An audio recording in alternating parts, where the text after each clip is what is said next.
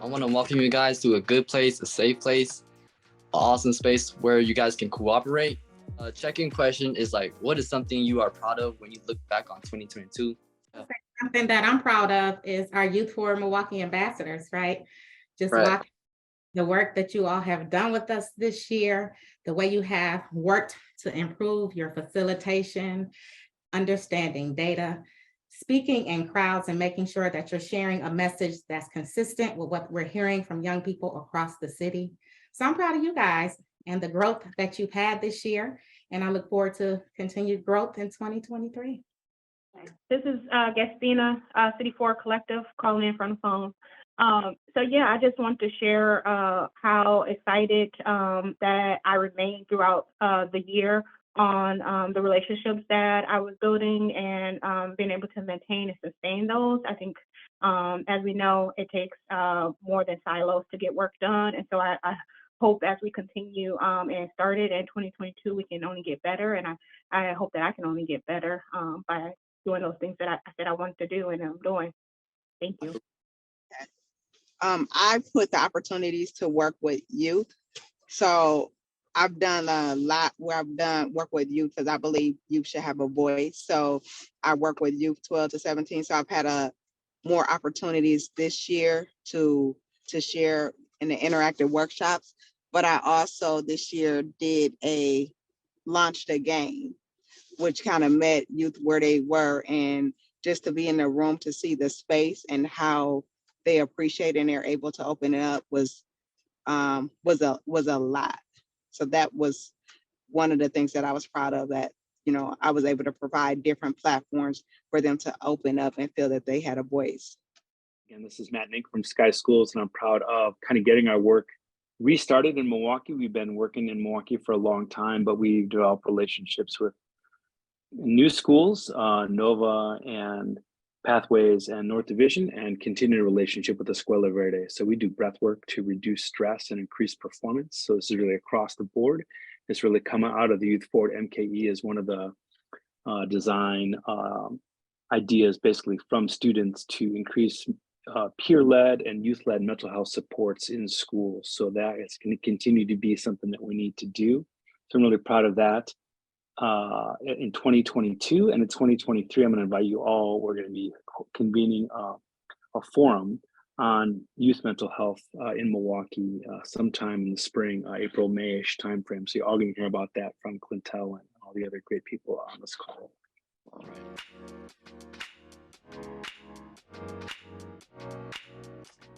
I want to introduce you guys to Youth Adult Partnership. Part of Milwaukee Succeed and Youth Forward Milwaukee Values and Mission includes Youth Adult Equity. As such, we would like to introduce to some partners, some partner organizations that are practicing successful Youth Adult Partnership. Youth Justice Milwaukee or Urban Underground, and United Way Community Schools. They also have been working with us and work to a similar goal where they have some youth adult partnership together. And so we have partnership with them, and I will pass it on to Darren Madison with Youth Justice to share more about their about Urban Underground and Justice Milwaukee. Yeah. Yeah, absolutely. And Charlene's in too. And I'll share my screen in 1 second. Darren, you want me to share? You got it, or you want me to share? Oh no, go ahead, Miss Charlene. Let me see if I can. And thank you, Clintel. I've been doing a lot better with my sharing capabilities. Let's see.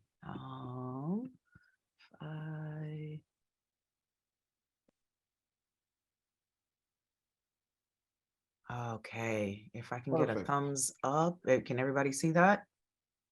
Yeah, okay. You're all good. Perfect. So I'm just gonna start off really quick, and I'm gonna have me and Darren's gonna tag team this, folks. So coming to you live from the UK. So my time is 10:14 p.m. here. And your time is probably 4:14 p.m. there in Milwaukee. So it's really interesting, this time zone difference, because now I gotta sleep during the day and be up during the night. So we'll see how that works out.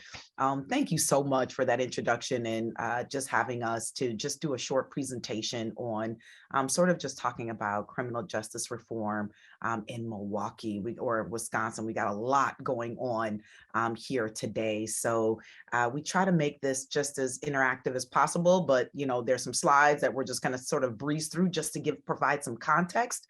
And we'll also have some opportunities for you to ask questions. So please jot them down, and we'll have an opportunity later on to discuss a little bit more. So I always like to start with a quote. The dead cannot cry out for justice. It is a duty of the living to do so for them.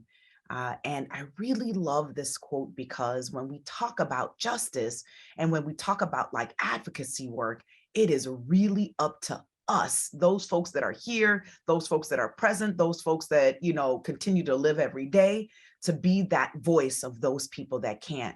And, a good example of that is, when we even think about like voting, right? There are individuals in our society, in our community, that unfortunately, because of our laws, even though they've paid their debt to society, because of our laws, they unfortunately cannot vote. And so what a great way to represent them is to be like, you know what, I know that you can't vote, but I can. And I'm going to use that and activate that so that I'm being a broader representation until we change some of the, just horrific, unjust laws here in the state. And just really quick, lots of words, but, just overall, Urban Underground is a social justice organization that was founded in 2000 that, really gets young people to advocate for the different issues that are going on in our city. And back in 2016, we started Youth Justice Milwaukee in regards to the crisis at Lincoln Hills and Copper Lake, to say, you know what, we have to do better. We have to advocate for young people, especially those that are most vulnerable, and just do better in our youth justice system. So Darren, I'll throw that to you, and folks can either use a chat or get off mute. Got you. Awesome. So we always try and, open up the space with having folks do a check-in too. And, as it relates to the guiding conversation, the overarching guiding conversations we're discussing. So as you think about young people, what do you think young people need to be successful?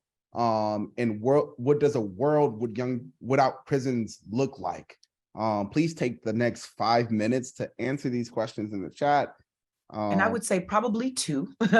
We have a short time.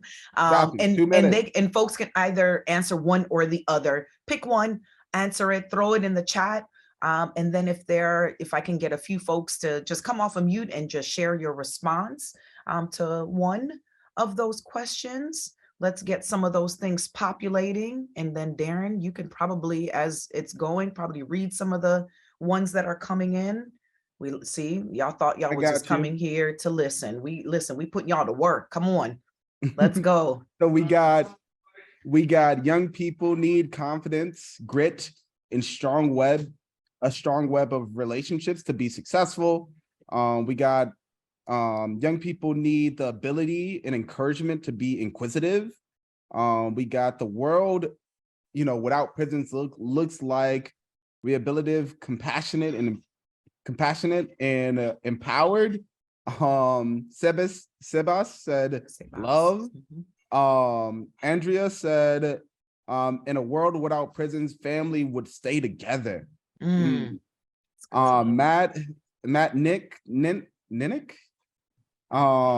said students need to see leadership in action. They need to be in the room.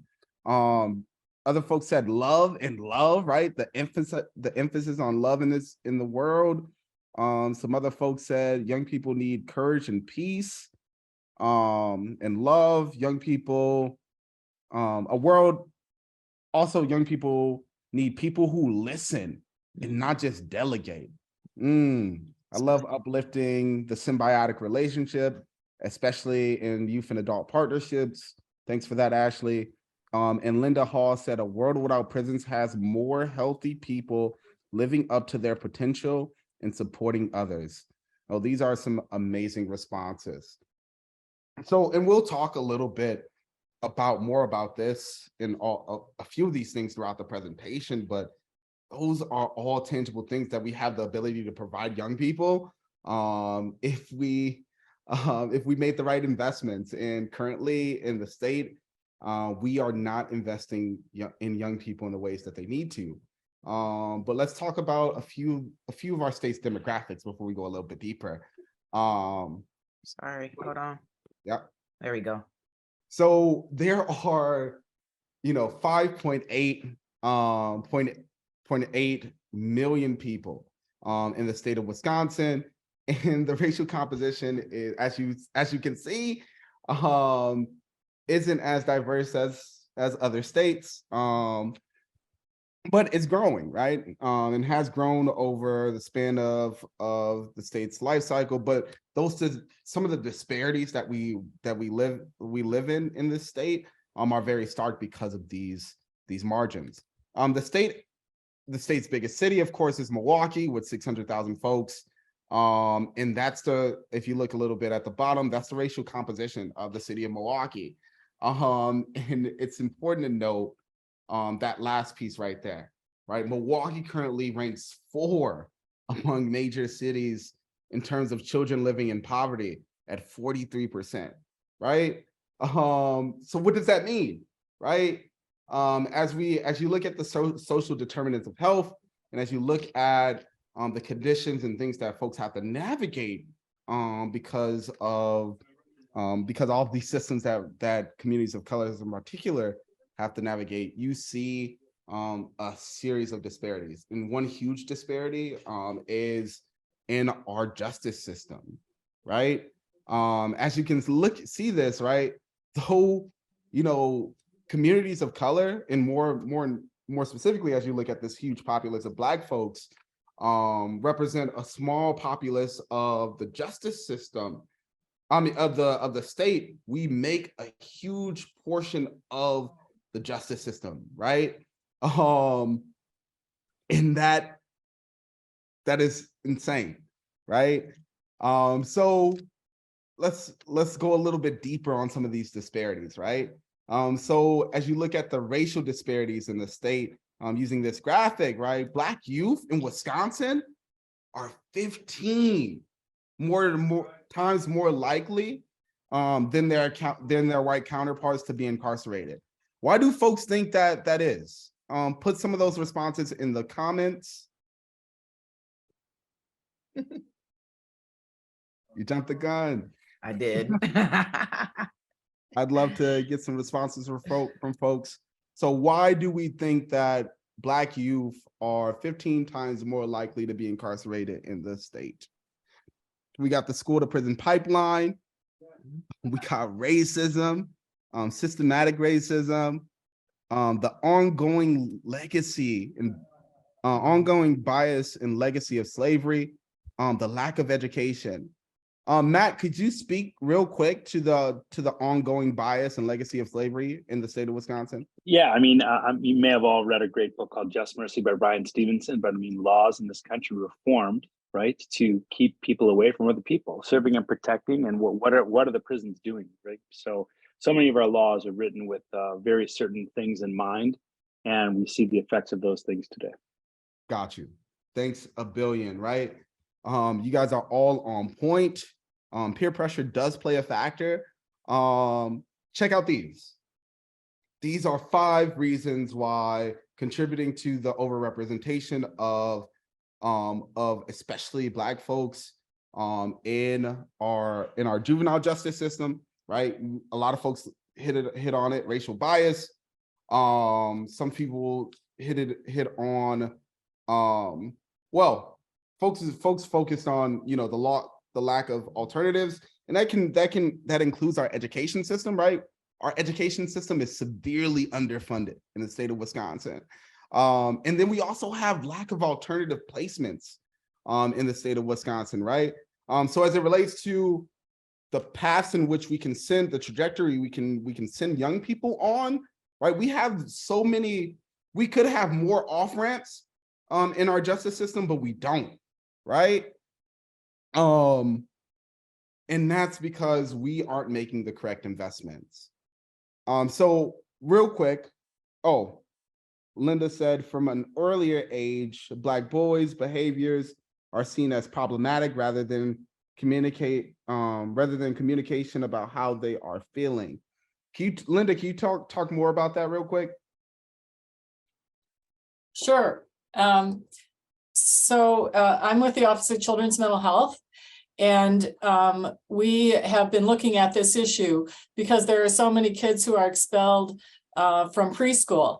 And what we are understanding is that the adults around them are not seeing that the behaviors that they find to be a problem are really kids trying to let us know. It's their way of letting us know what's going on with them and that they need some help. And so when kids get expelled from preschool, it creates a problem for their parents, and it can even be said to be the beginning of that school to prison pipeline. So we're really interested in helping adults who are working with kids to have more tools in their toolkit and more understanding of what kids are trying to communicate with us, so we can all get off on a better foot.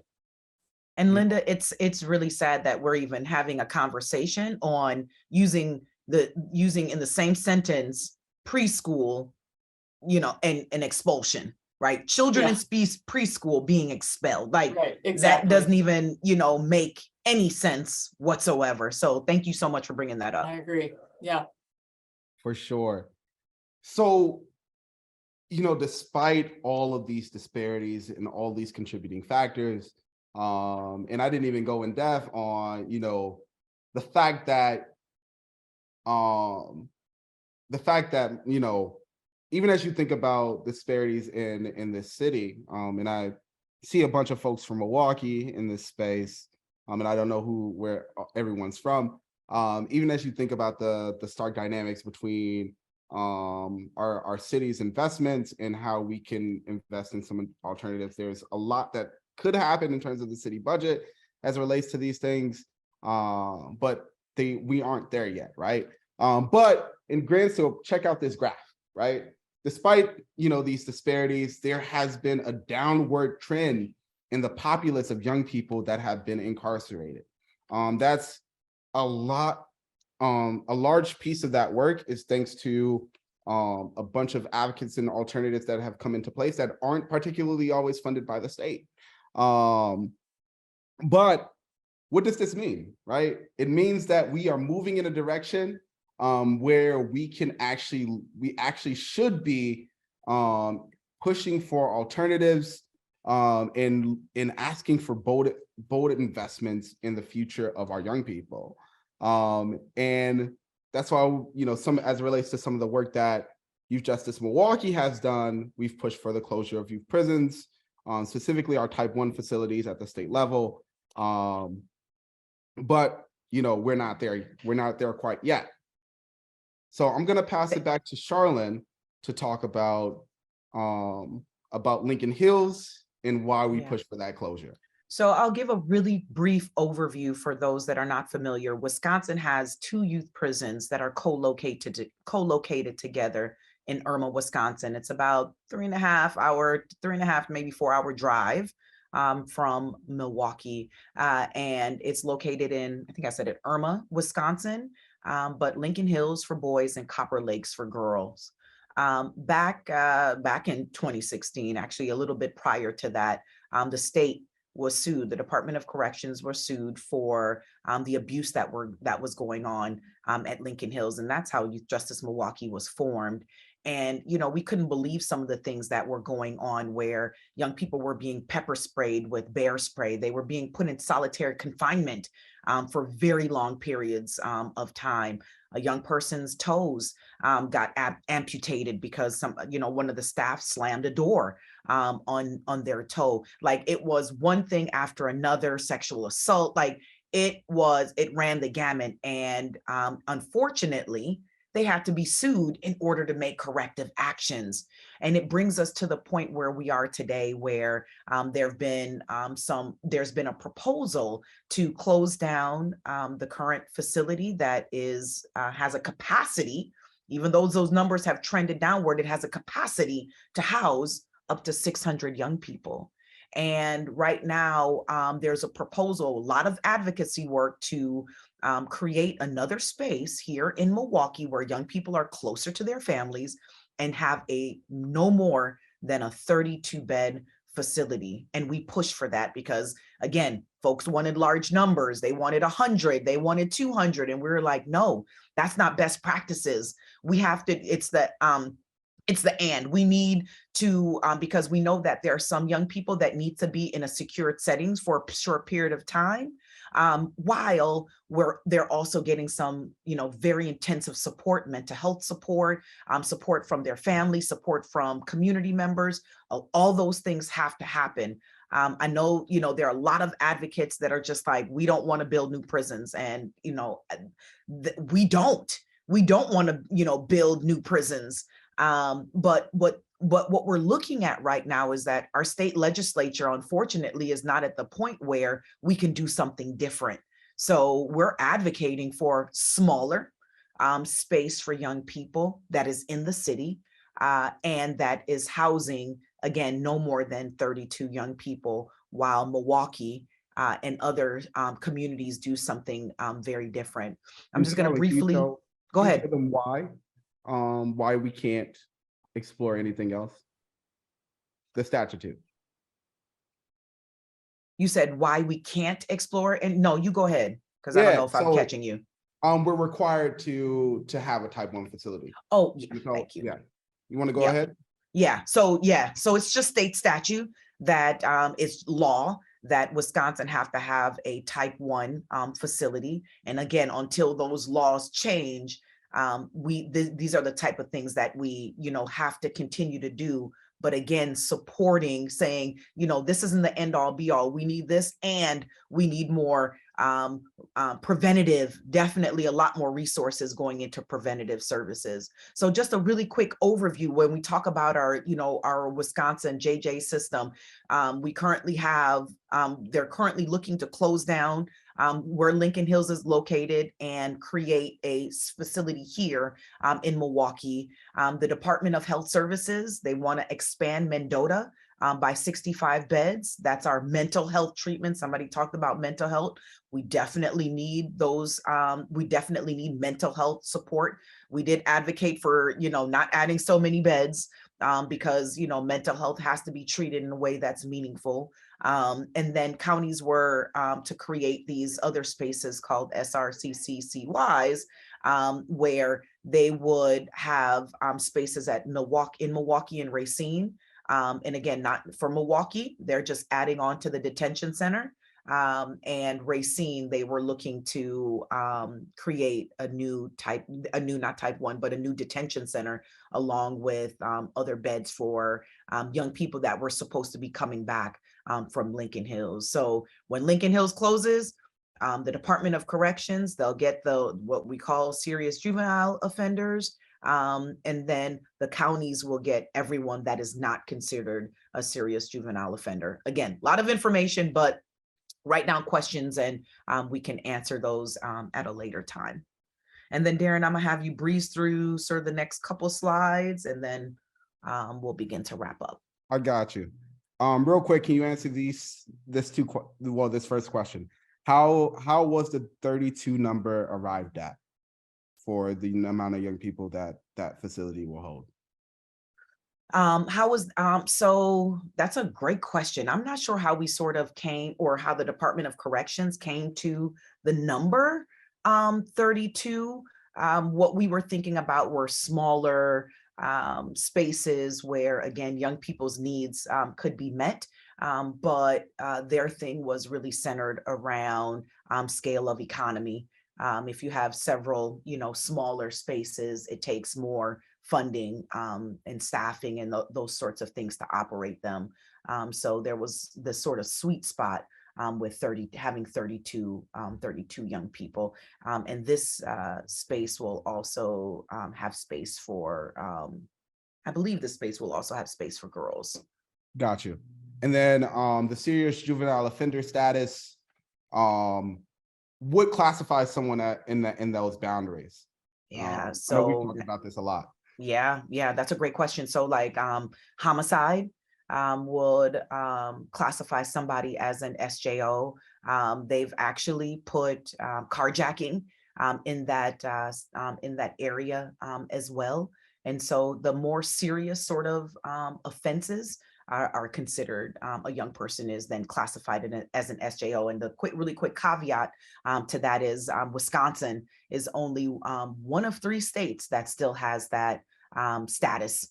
And so that's one of the things that we're looking to get rid of, because all young people still, they get the same services, the same support, and having this sort of different classification, isn't necessary, because then it pulls them into a category that isn't needed because they're still getting the support and the services that they need. Got you. And interesting enough, there is some interesting traction as it relates to that, as well as pulling folks over our 17-year-olds back into the youth justice system instead of the adult justice system, 17-year-old and younger. So that includes the 10-year-olds. Maslow's hierarchy of needs, right? At the beginning of this presentation, we asked a lot of you, what do young people need? And, Maslow's theory is that these are those needs, right? At the very base level, it's physiological needs, right? Moving up to safety, right? Everybody deserves an access to safety, right? And then going to love and belonging, and then moving up from those basic needs, right, into the empowerment of young people, right? Whether that's their esteem, right, their respect, self-esteem, status, recognition, strength, freedom, and agency over their lives, which commonly, especially young people, don't have that agency. And then self-actualization, right? The ability to become the most that you can be, right? In any effort that, and a lot of the efforts that you, a lot of you participate in, feed into meeting these needs for young people, right? Or for communities. And then beyond that, as it relates again back to why we push for the dismantlement of our of the youth justice system, because we know that again these punitive efforts leads to more long-term harm for young people, is because of this fact right here, right? Young people's brains are developing until they're 24 or 25, and the science shows it, right? So as we think about folks' agency, as we think about the ability to ensure that young people are able to have an impact and be their best selves, if we're not protecting them at this critical period, in their lives, we are failing them. And we see the impacts of these failures on our society today. We see them every day as we see so many things harming folks, so many situations also failing families and failing people every day. So we had a few recommendations, and Charlene's going to close us out with them. So I'm gonna sort of breeze through this because I know we love this topic and we could talk about this all day. Some very basic and simple recommendations that that just overall that we want folks to, consider and keep in the forefront is that number one, we have to invest back in young people. That looks like a myriad of ways. We have, after school programs, summer job opportunities, year-round job opportunities, education, employment, like all these types of things that young people need, we have to reinvest back into them. Invest in reducing the root causes of youth incarceration. A lot of times we want to throw a Band-Aid on there and we see the same things happening over and over and over again. We have to start digging a little deeper and investing in those root causes. Also, positive youth development services in schools and youth settings.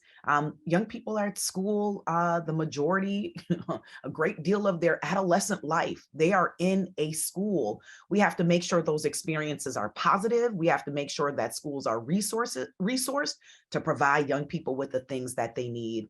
We also have to have strategies that build better policies and practices that are based on lived experiences. We talk about this all the time, nothing for us without us. We have to always make sure that people with lived experiences, people that are impacted by the issue, are always at the table. A lot of times we think we know what we know and we don't.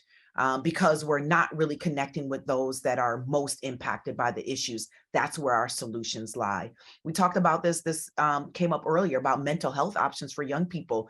We have to really ramp up robust opportunities to support young people with mental health.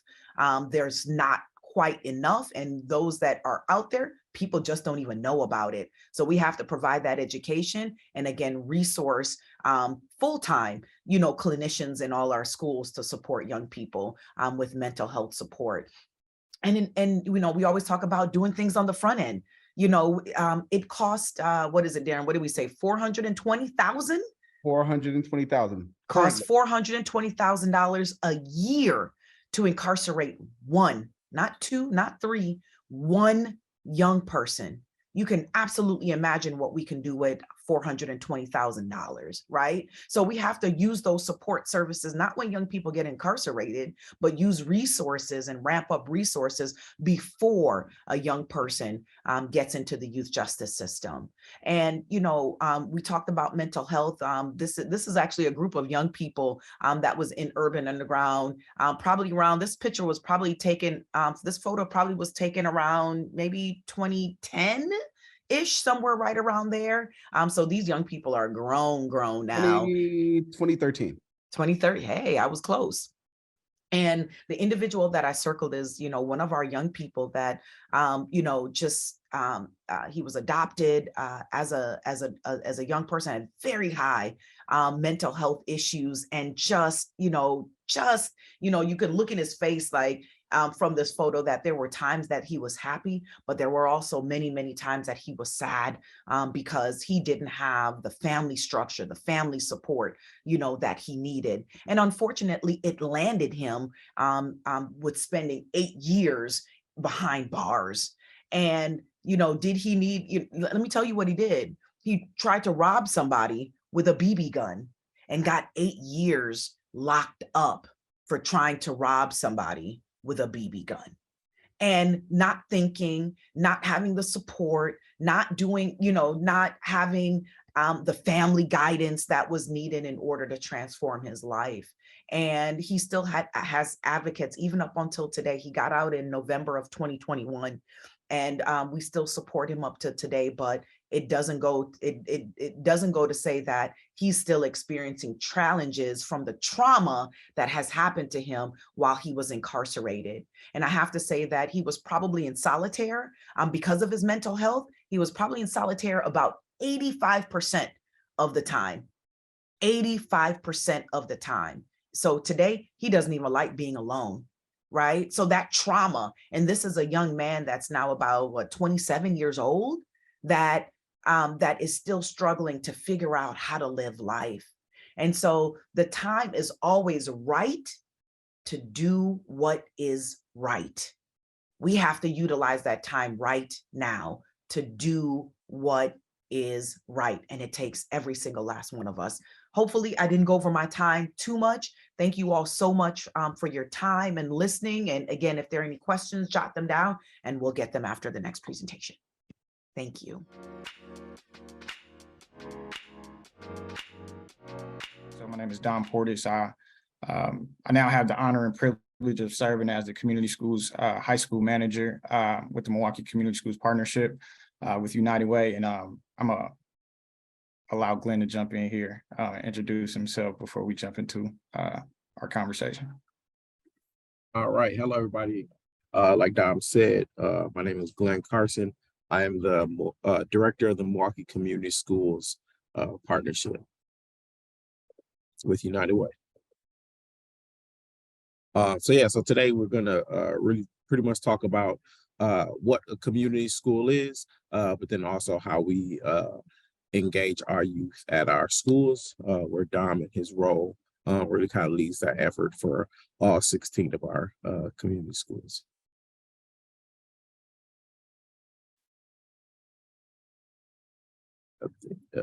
Next slide.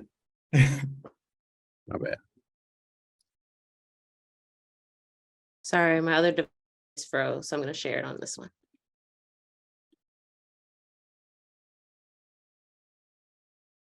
Apologies.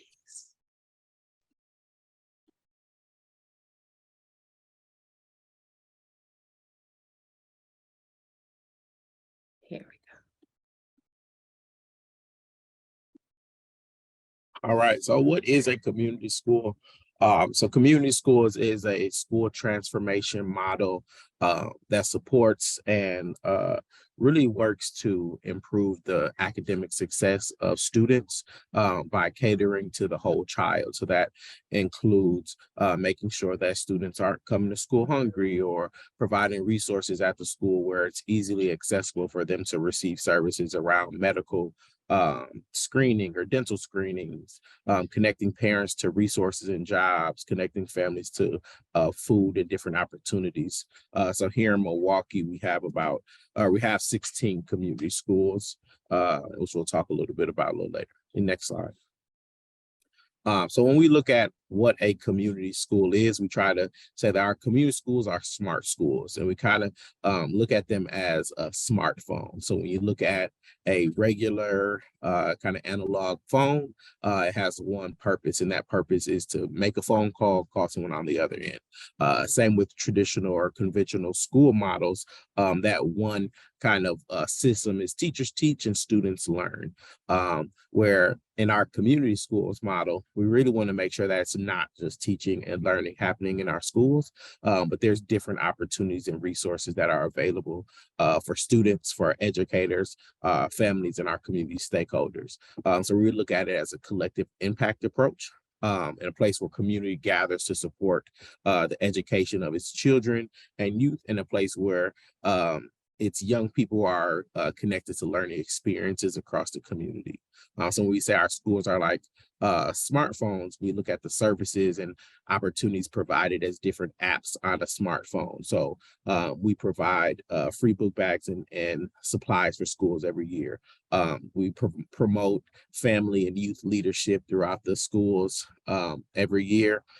We make sure that we have health opportunities. We just added capacity to our health impact in our schools this last year by providing a health manager through Children's Hospital, and just different opportunities where school students and families can receive services right here in the school building, and they don't have to go far out of the community or out of their way to receive those services as well.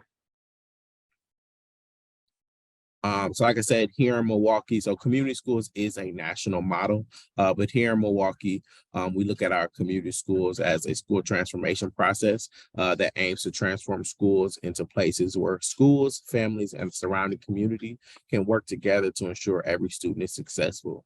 And we do this through our 3 core practices, which are shared leadership, equity, and cultural relevance. And in our work, a lot of our youth engagement, youth opportunities fall under our shared leadership practice, as making sure that students have a voice in our schools, students have a seat at the table when there's decisions are being made, but then also that they're feel safe and comfortable with the adults working in the building that are providing them with their education and other resources and services as well. And like I said, we have 16 community schools here in Milwaukee. And I'll pass it over to Dom to talk a little bit about our youth engagement work. Yeah, appreciate that, Glenn. And so in addition to supporting those 5 high schools, the initiative level strategy that I do support is around youth voice and advocacy. And so, when Clintel reached out and, we started having conversations about, how do we as community schools like engage our young people as partners, it got me excited because this is something I'm able to focus on throughout all 16 of our schools. And so when we think about, youth as partners, right, like our students are the largest stakeholder group that we service as community schools. It's also where, we as educators aim to have the largest impact, right? So it's really necessary for us to actually partner with our young people in an equitable way to be able to create the learning environments that are necessary for them to be successful, right? Like we know our schools are not perfect, right? Like schools are a microcosm of society, right? And we have gaps. So our schools have gaps. And sometimes that's not any one person's fault or any, one group of people. It's not like they are intentional about that. Sometimes it's systemic. Sometimes they are just, vacancies in the building, all this other stuff. But my thing is the students are the ones who should be reaping the rewards and the benefits of really, really, well-oiled machines or well-oiled schools. And the only way that we can honestly do that is if we bring them to the table and really bring their voices in and, when they make suggestions, right, like we want to be able to react and respond to it in a way that allow them to operate at their optimal level. Kind of go to the next slide. Oh, I'm sorry. So what does that look like for us in action, right? So it's kind of like 4 primary buckets that I like to, that I think we are operating under, right? The first piece is youth advocacy. And for me, right, or for us, youth advocacy is really like the integration into our school-based plans. And so all community schools identify priorities, right? And we try to keep priorities in place for 2 to 3 years at each particular school. But the big thing is the different stakeholder groups are identifying what those school priorities are. And then we develop action plans to be able to map out what change will look like over those next 2 to 3 years for our individual schools. And we really intentional about, adding students into that process of not only identifying what those priorities are, but the actual implementation of it, right? And so when we build these action plans, we want to make sure that young people have a place in it, right? That it's not just the adults' responsibility for creating the environment that our students want, but actually again, partnering with them to allow them to be a part of this process alongside us. The Department of Public Instruction, right? Like every school in Wisconsin, they have what we call a school improvement plan. And those school improvement plans, they have, but they have things that we are meant to accomplish. And again, we want to make sure that young people are involved in that process as well, because we're better together, right? The next bucket, I would say, is skill building and development. And just some examples that we're able to do, community conversations, which is our community assessment, right? Where we try to figure out what is working well in our schools, what isn't working well, what are some things that we can work on or we want to improve as a school, what individuals need to be at the table to make those improvements. And so our students are a part of that process, but we also want to involve our youth leadership teams to become facilitators of that process, right? So we've established a goal of 80% of our student population in each school that we want to participate in the community conversation process. And normally our community school coordinator, or I would say in the past, our community school coordinator will be responsible for conducting these conversations, which could be a lot. It could be a lot on one person. This could take a month, almost 2 months. But what we started to do is engage our students, our student leadership teams to become facilitators. So they're trained in the community conversation process. And then they start to facilitate these conversations alongside their peers and their classmates. Data collection and data discussions is a really big part of what our youth councils do as well. So the same way we're in, these spaces and we're looking at data, we're tasking our young people with the same responsibilities. We want to have discussions that are, based in fact, right?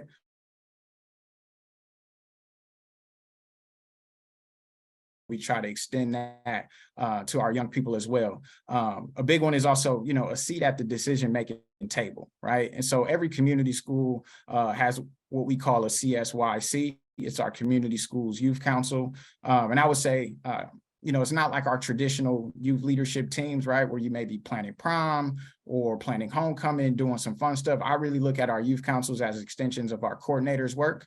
And so really school improvement is a big focal point of our CSYCs, and making sure that, every school, one, has a space for a youth council to form is really important, but also reserving the space for our youth leaders to join and have responsibilities in our community school leadership teams, team meetings. And the other one is unique partnerships, which essentially to me is giving students the opportunity to showcase their talents, gifts, and advocacy skills.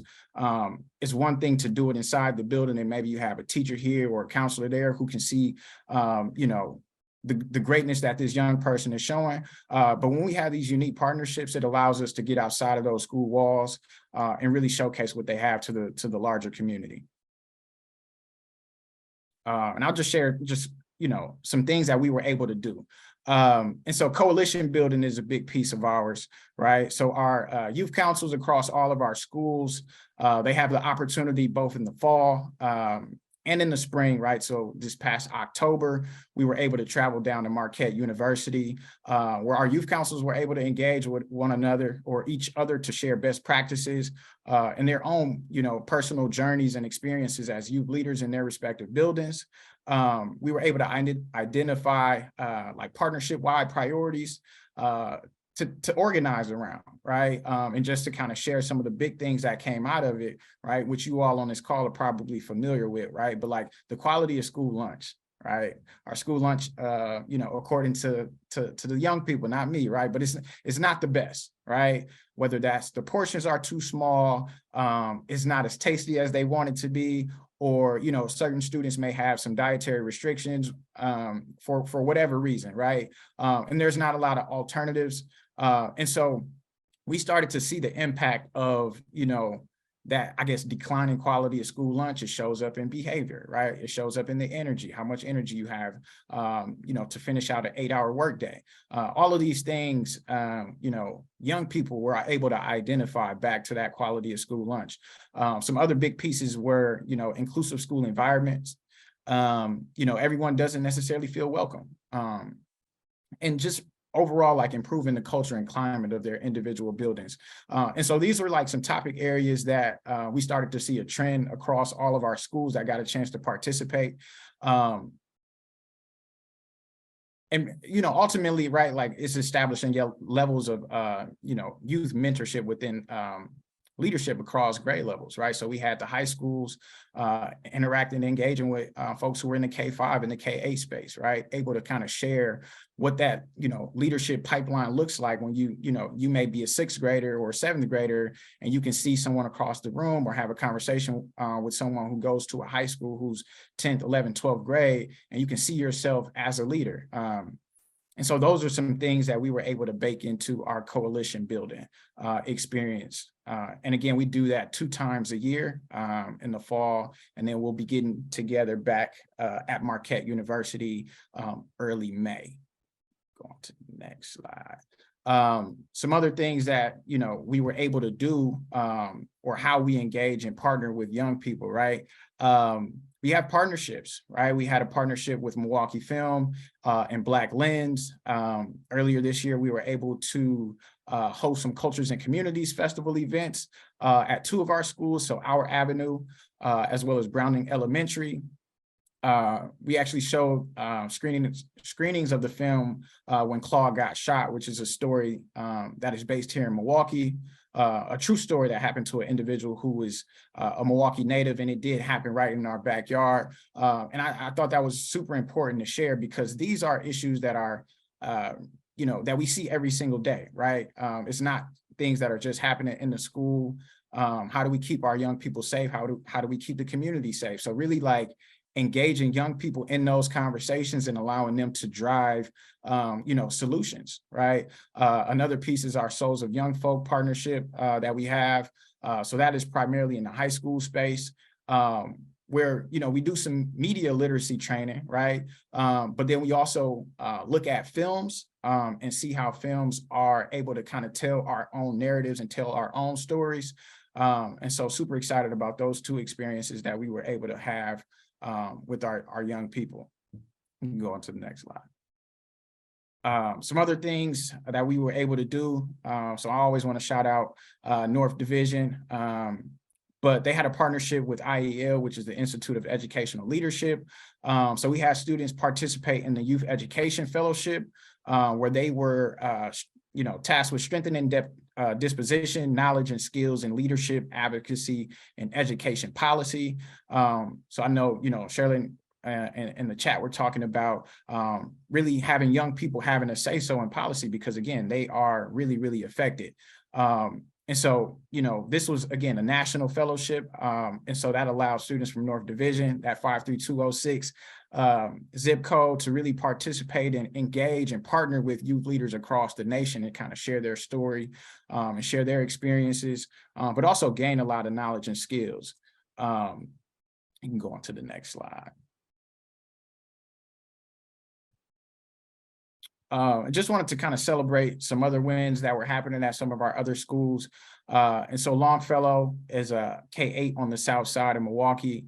And so their youth council, right, was able to establish some goals, right? So some of the things that they wanted to kind of move forward this school year was improving the school community. Right. And I got a chance to jump into one of their youth council meetings not too long ago. And I asked them, I'm like, so what does that mean to you? How do you improve the school community?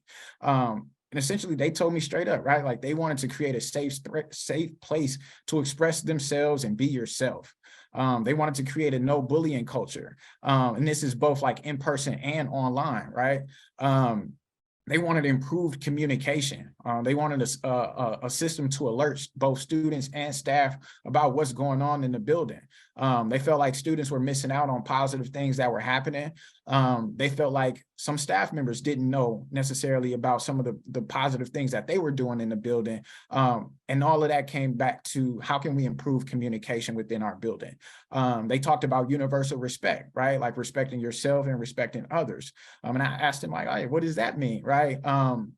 And it's like respecting the teacher, right? Not talking while the teacher is talking, not necessarily just to respect authority or respect adults, but they wanted to take the lead on communicating to their own peers and classmates on the importance and the value of getting an education, right? And how important it is to listen and be present while you're in school. And some of the projects that they were able to accomplish to this point in the school year, you know, they developed a SMART goal connected to improved attendance. And so when we think about SMART goals, right, like these are things that we as adults have to do and we kind of do on a day-to-day basis to be successful. And again, this is a middle school. I had a chance to talk to 6th and 7th graders. So when we talk about that skill building piece, these are the things that will stay with them, right, throughout their development as young people and throughout their adulthood. And it'll serve them well when they are ready to jump into the workforce or go on to do all the great things that I know they will do. But again, when we're talking about partnering with adults, right, they're not trying to do this by themselves, right? So the SMART goal is connected to their PBIS team or PBIS committee, right, who's responsible for essentially, you know, putting on incentives for different, you know, wins that the school is having, whether it's, you know, increased grades or, you know, increased attendance.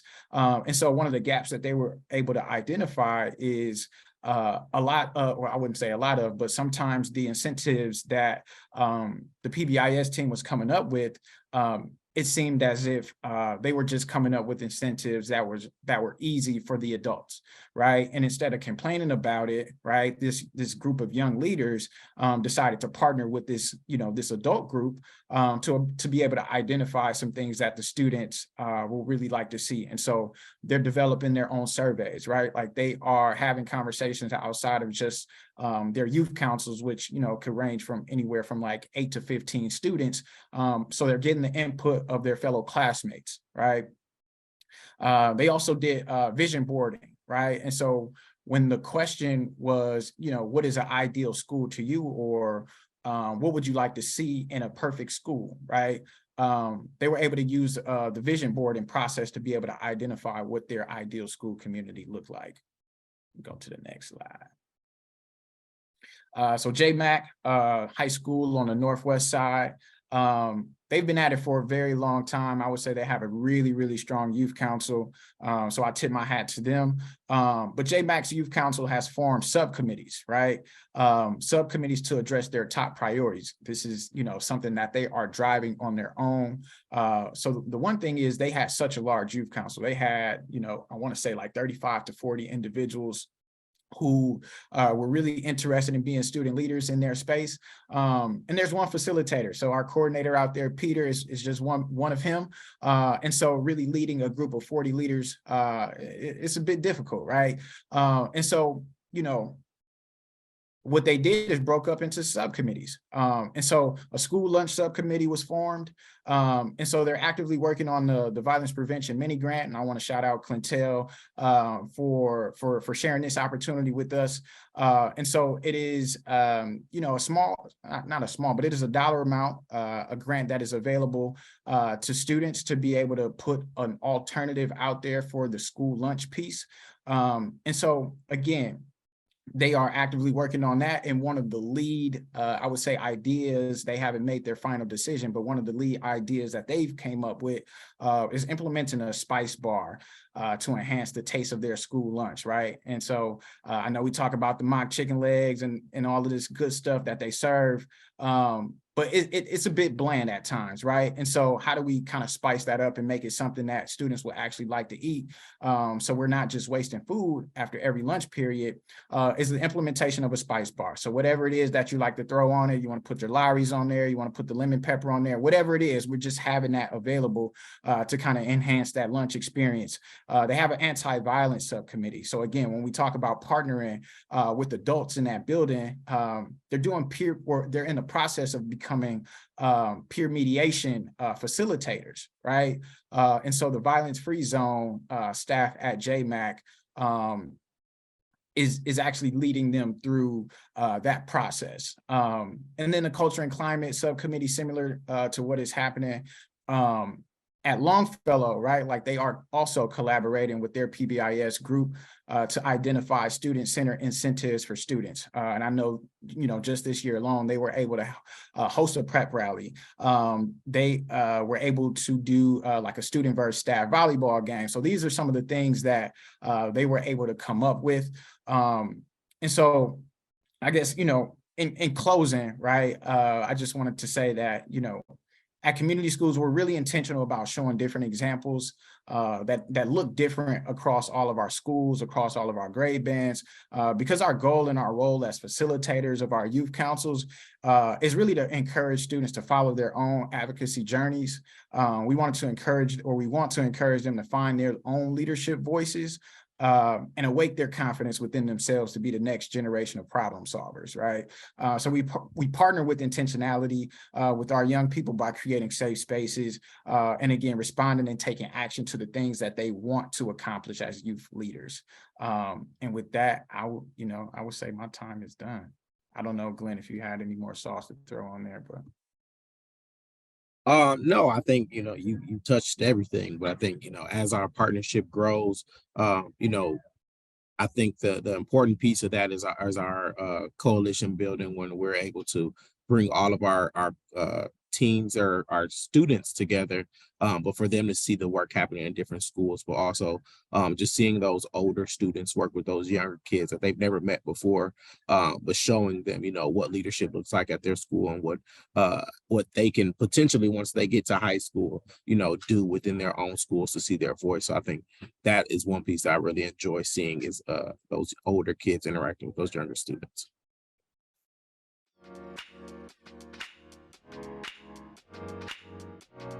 I want to introduce you all to Kristen, who will share some data updates, opportunities, and our youth adult equity and assessment tool. Thanks, Amaya, and hello, everyone. I'm Kristen Koppelman. I'm the Director of Research for Milwaukee Succeeds. Tonight, I just want to give you a couple of updates on some progress that the data work group has made in the past year, where we're going in 2023, and also announce our brand new youth adult equity ladder assessments. So in 2023, what we've accomplished, the first thing I want to highlight is our success story evaluation. So this is a brand new evaluation model that we started specifically with our violence prevention grants. Our first success story was released a few months ago around the Youth Voice Summit, and we have 3 more that are planned in the coming year. I'm super excited about this work, especially as I said, it's a new model for us, and we're also using this in our early childhood education priority work as well. So we're using this Milwaukee Succeeds wide, which is fantastic. So please visit the website to learn more. We've also created impact evaluations for each of the design your future proposals, and we're slowly starting to roll that work out. And then we've designed the youth adult equity ladder assessment, and I'll get into that in a little bit more in a later slide.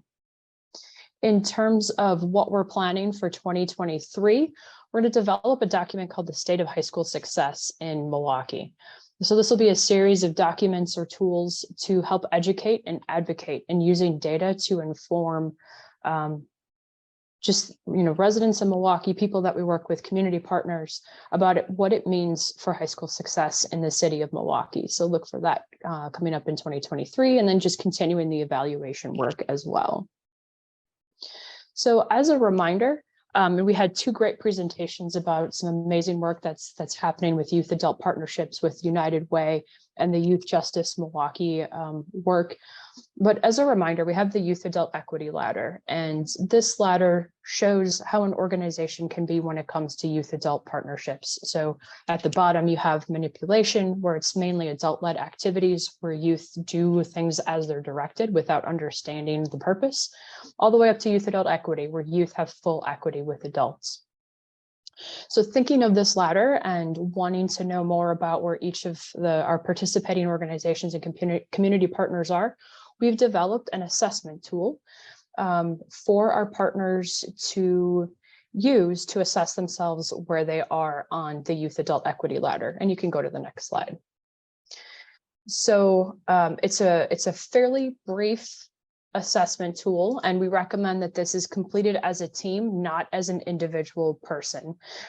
So ideally, you'd bring your staff together at a meeting and you would discuss each of the questions. This can take up to 30 minutes, as you're asked to provide evidence as to how you're ranking your organization on each of these different metrics. Once you've completed the assessment, you'll get a score from 10 to 40, with 40 being the highest that you can get, meaning that your organization has reached youth adult equity. That being said, we have some guiding questions that you can use to reflect on the information in the tool to help you kind of begin to plan how you can move yourself up on the rungs of the ladder, along with some examples for exemplars of organizations that are doing some great youth adult equity work. We're asking you to complete this tool by the end of February, so February 24th, so you have the next 2 months to really kind of plan and complete the assessment tool. We'll use the results to develop a baseline. And as we're considering this a pilot, we would love to have feedback from you and from your organizations as to the process and the assessment itself. We kind of think of this as a living document, and something that we can change, we can tweak as we get some additional feedback and as more organizations complete this. So we have the link there on the screen. I'll drop it in the chat and make sure that it gets sent out in the recap, but again, we're just asking for each organization to complete this by the end of February. You can go to the next slide. And if any of this work happens to interest you, we would love to have you join the data work group. You don't need to be someone who loves data, loves research, loves evaluation. Just if you're interested in how we use this information, how we put these stories together to further the work that we're doing, whether it's helping to create that state of high school success document or diving more into the youth adult equity ladder assessment tool. So if you're interested, please let me know. I'll drop my email in the chat as well. But thank you all. That is it. If you have any questions, please let me know. Otherwise, I need to log off and spend some time with my family tonight. But thank you all for being here, and have a great rest of your night. Take care.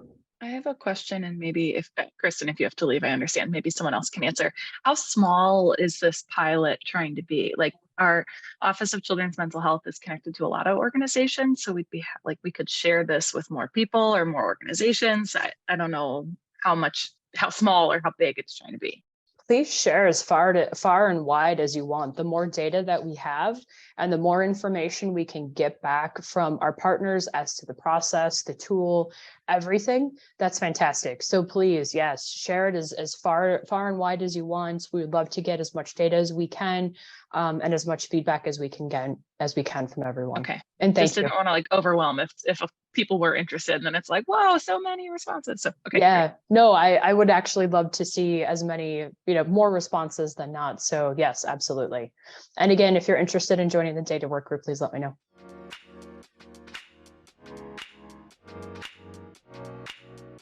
We've gotten the chance to look back at 2022. And now I want us to look forward to 2023. I want everyone to take a moment to reflect. Think about something you are hoping to accomplish. Aspirations or a personal goal you have for the upcoming year of 2023.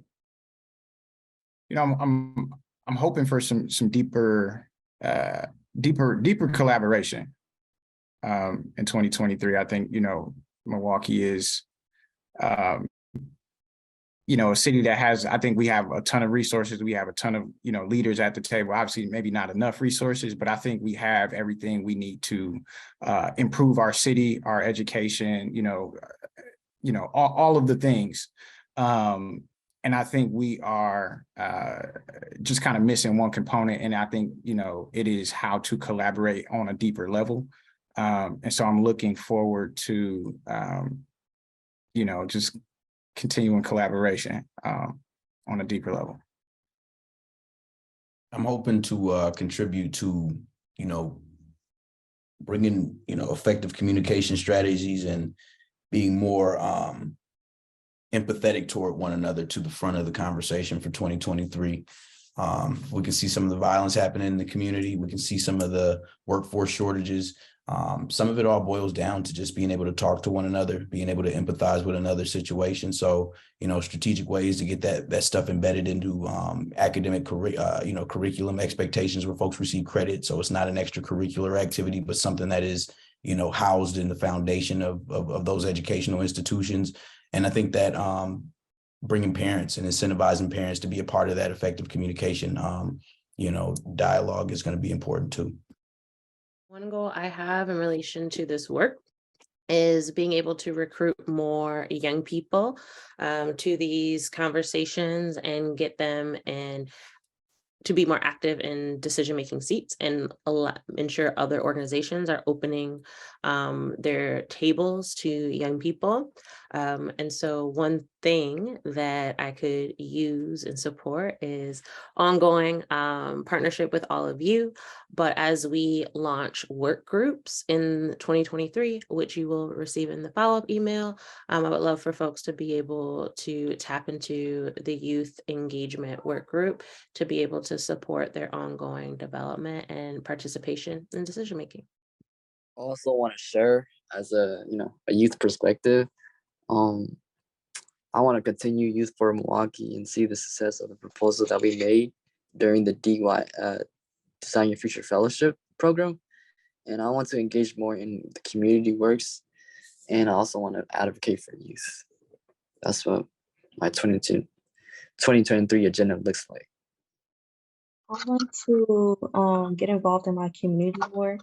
And when I'm older, I want to go into urban planning. So I have to do an internship for somewhere along the lines of urban planning because it affects the community and education and everything that we spoke about. Urban planning is affected by that too. And stay with Forward MKE. As I've mentioned from the chat, one of my goals a little bit farther in the future than 2023. Well, just to make prospects to help people. Eventually I'll get there, but I need to keep trudging on forward. All life trials until I get there eventually. I'll share one of my goals this coming year is, I put it in the chat, is to help build a powerful coalition of youth, parents, educators to get the state legislature to fund public schools adequately. There's over $6-8 million, billion that the state has, and there's no reason why our students and our schools shouldn't be better funded. I like to keep in mind for long-term goals such as these, they usually require smaller goals or tasks before arriving at that final destination. They also usually don't require you to do it alone. With this in mind, I want to keep the spirit of collaboration and support as a key part of achieving our goals, and carry this mentality to our personal goals and our participation in this coalition.